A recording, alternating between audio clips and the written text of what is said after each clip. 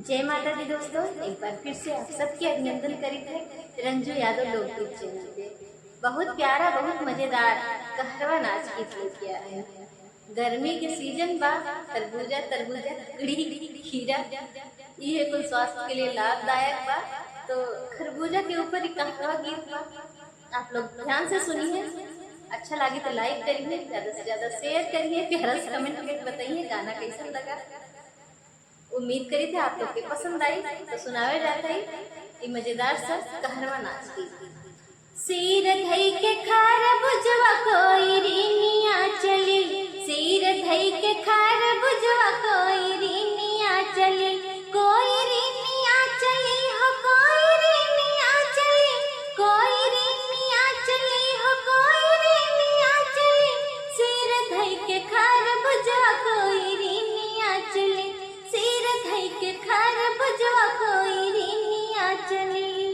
बागों में बेचे बगीचों में बेचे, बागों में बेचे बगीचों में बेचे, बगीचों में बेचे बगीचों में बेचे, बेची बेची आवाए हमारी गली, बेची बेची आवाए हमारी गली, सिर धई के खरबूजवा कोई रीनिया चली, सिर धई के खरबूजवा कोई रीनिया चली, कोई रीनिया चली हो कोई रीनिया चली, सिर धई के खरबूजवा कोई रीनिया चली, सिर धई के खरबूजवा कोई रीनिया चली।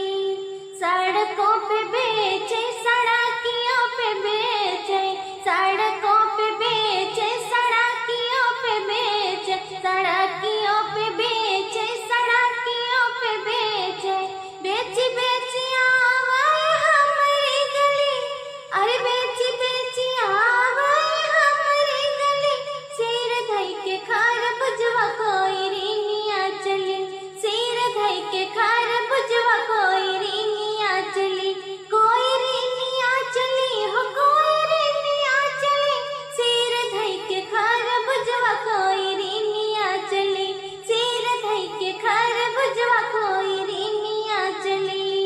कुआनों पे बेचे जगातियों पे बेचे, कुआनों पे बेचे जगातियों पे बेचे, जगातियों पे बेचे जगातियों पे बेचे, बेची बेची आवाए हमारी गली, सिर धई के खरबूजवा कोई रीनिया चली, सिर धई के खरबूजवा कोई रीनिया चली, कोई रीनिया चली हो कोई रीनिया चली, सिरवा धई के खरबूजवा कोई रीनिया चली, सिर धई के खरबूजवा कोई रीनिया चली।